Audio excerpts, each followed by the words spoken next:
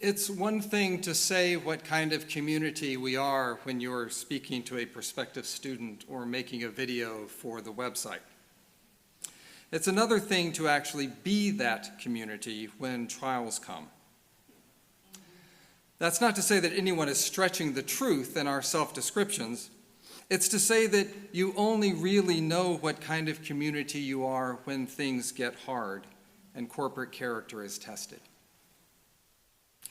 In this young semester, we have already had more than our share of grief. Death has already visited too often. And though we are a community of those trained or in training to be spiritual caregivers of one kind or another, we are also those who are at times in need of spiritual care. We are a community of human beings, and as such, we are vulnerable to misfortune and brokenness. How we guard and care for the vulnerabilities of ourselves and others is at the heart of the moral life, and it is at the heart of what makes for a good community. So when we face the limits of our vulnerability, we're given an opportunity to live what we believe, to display who we are, to rise up and be the presence of God for one another. This morning, our readings give us proverbs and parables, each with a different take on how to understand and live through difficult times. The passage from Proverbs displays a typical pattern of exhortation in wisdom literature, the description of the two paths, the juxtaposition of the righteous and the unrighteous, the wise one and the fool. The wise path leads to prosperity, and the foolish path leads to destruction. We read this: "The Lord's curse is on the house of the wicked, but he blesses the abode of the righteous. Toward the scorners he is scornful, but to the humble he shows favor. The wise will inherit honor, but stubborn fools disgrace." We see this rhetorical form at play also very clearly in Psalm 1. "Happy are those whose delight is in the law of the Lord, for they will prosper, but the way of the wicked will perish."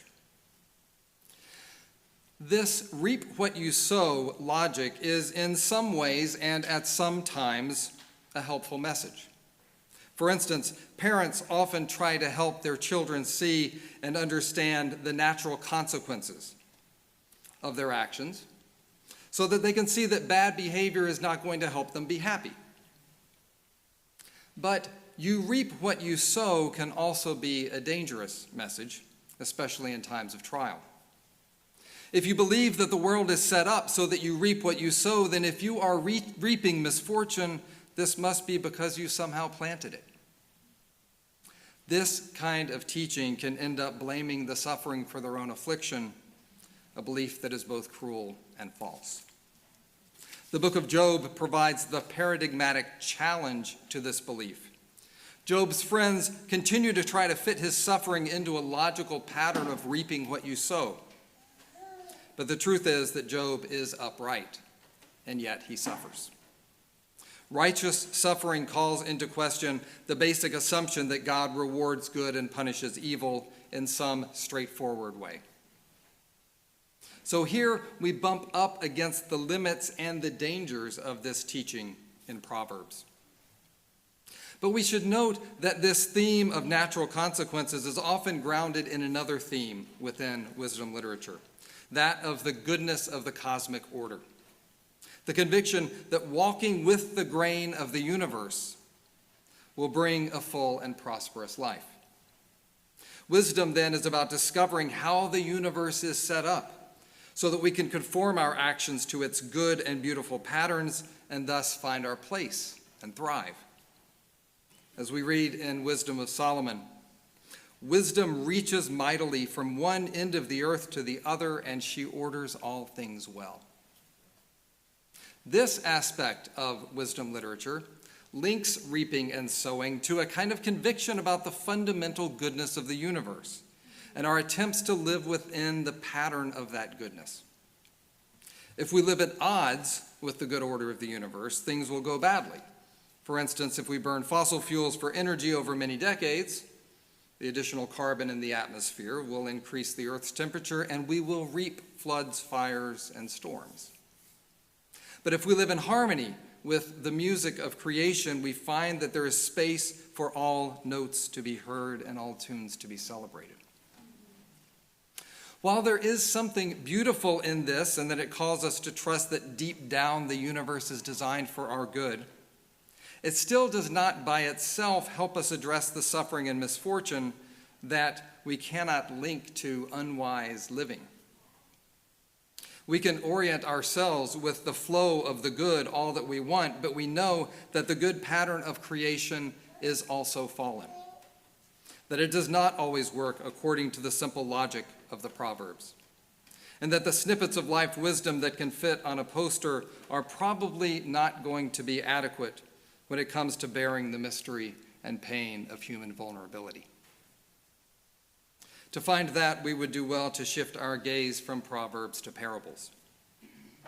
In contrast to the reap what you sow theme, Jesus' parables are often predicated on the idea that God's grace transforms our usual expectations of everyone getting what they deserve. In the verses we read from Luke today, the various complicated references to lamps and jars and beds and hidden things getting revealed and things being given and taken away are all building on the previous verses where Jesus has been explaining why he teaches in parables. Parables do not deliver tidy messages that promise good to those who are good.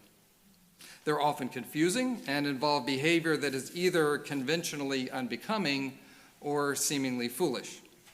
Like the father who rushes out to greet the prodigal son who had demanded his inheritance early and then squandered it on foolish pleasures. Or like the woman who takes a whole room apart just to find a lost coin. Or the shepherd who leaves 99 sheep in order to go searching for the one who is lost. These are not obviously wise things to do. In fact, it seems like you might just spoil that foolish kid by welcoming him back with no consequences. Or you might lose the 99 while you're out searching for the one. But the hidden message, the hidden meanings in this unexpected and foolish behavior of the parables is what we need when the regular order of things seems to have broken down. When you reap what you sow does not adequately describe the world we are experiencing. Parables are conduits for us to be shocked by a grace that exceeds every expectation. In times of suffering and grief, parables can deliver the welcome surprise that even here, even in this, God's grace can be discovered. In his sermon last week, Dr. Baker reminded us that nothing that is loved is lost, and that all that is loved ultimately finds its home in God. Which is to say that ultimately we can trust the grain of the universe. Not because everything always works out well for the righteous, but because the God who laid the foundations of the world is also the God of resurrection.